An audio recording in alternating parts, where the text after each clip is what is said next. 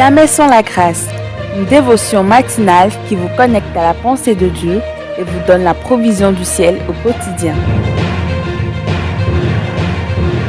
Bonjour chers amis, chers internautes, chers téléspectateurs, nouvelle journée, nouvelle provision. Bienvenue dans cette troisième dévotion de cette semaine, que Dieu vous bénisse. N'hésitez pas à nous envoyer aussi vos commentaires. Merci pour tous ceux qui le font. Déjà, que Dieu vous bénisse. Désirez-vous soutenir cette émission? N'hésitez pas non plus à nous contacter en inbox et ça nous ferait vraiment plaisir parce que nous passons aussi par un moment un peu qui flotte, mais au niveau de notre équipement. Donc, c'est pour ça que ces dévotions, depuis là où moi je suis obligé pendant cette période de le faire en audio. Que Dieu vous bénisse. Merci encore une fois pour vos prières. Merci et que Dieu vous bénisse ce matin.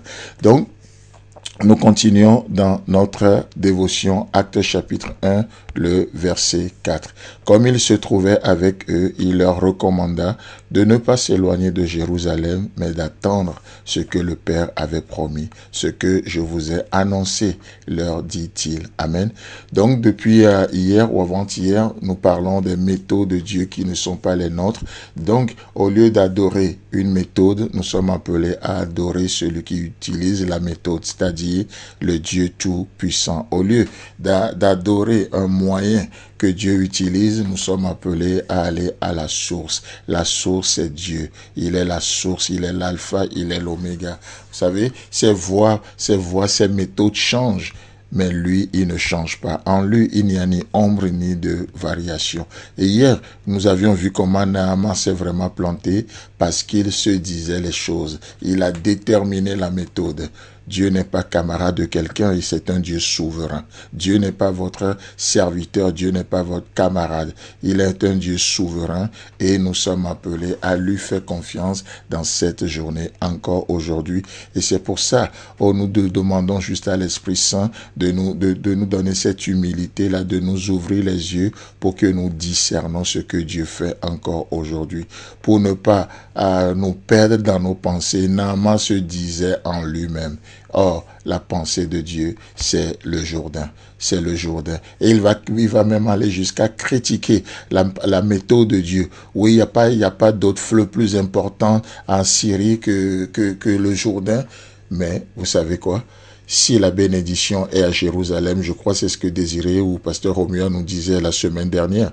Si Dieu vous dit d'attendre à Jérusalem, ça ne veut pas dire que Jérusalem, c'est la meilleure des villes, forcément. Peut-être vous pouvez trouver mieux que Jérusalem. Mais le problème, c'est que ce n'est pas la ville indiquée. Ce n'est pas le lieu indiqué. Ce n'est pas l'endroit indiqué. Et par conséquent, puisque ce n'est pas le lieu indiqué, alors il n'y aura pas de provision. Il y aura, peut-être la provision pour la chair, oui, mais il n'y aura pas la provision pour l'esprit pour rentrer dans l'accomplissement des promesses de notre Dieu.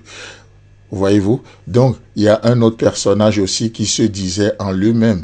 Vous savez, parmi les amis de Job, le plus jeune, Hiru, qu'est-ce qui se passe dans Job? Alors que chacun parlait, les amis de Job, ils accusaient Job pour justifier Dieu, et d'autres, ils accusaient Dieu pour justifier. Job, lui, il accusait Dieu pour se justifier. Chacun montre par là que l'un n'est pas meilleur pour acheter l'autre. Alors le plus jeune, Elihu, va prendre la parole dans Job chapitre 32, le verset 7. Et qu'est-ce qu'il va dire au verset 7 et verset 8? Il dit ceci: je disais en moi-même, les jours parleront, le grand nombre des années enseignera la sagesse. Voilà ce que Élie se disait en lui-même. Mais en écoutant les uns et les autres, en réfléchissant avec Dieu, en pensant avec Dieu, il arrive à la conclusion au verset 8. Mais en réalité, dans l'homme, c'est l'esprit, le souffle du Tout-Puissant qui donne l'intelligence. Waouh! Combien on ne s'est pas trompé dans notre jugement, dans notre analyse des choses. Je me disais en moi-même, les jours parleront, le grand nombre des années enseignera la sagesse. Les cheveux blancs, le ceci, l'expérience, le CV. Mais en réalité, Élie a compris une chose, que dans l'homme, c'est l'Esprit de Dieu, le souffle du Tout-Puissant, qui donne l'intelligence. C'est pour ça que David peut dire, le psalmiste plutôt peut dire, je suis plus sage que mes maîtres. Je suis devenu plus intelligent que mes instructeurs. Pourquoi? Parce que il laisse la liberté à l'Esprit Saint de le conduire. Chers amis, chers internautes, aujourd'hui, nous avons besoin juste de faire plus de place à l'Esprit Saint afin qu'il nous conduise dans la réalisation des promesses de Dieu à notre égard. Chers amis, chers internautes, que Dieu vous bénisse et si Christ tarde à venir, on se retrouve demain. Si vous avez aimé cette émission, parlez-en à vos amis. Parlez-leur du message de la grâce et de ce qu'il fait dans vos vies.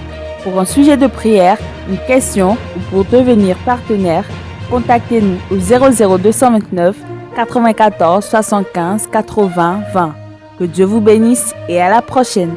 En attendant, pensez avec Dieu.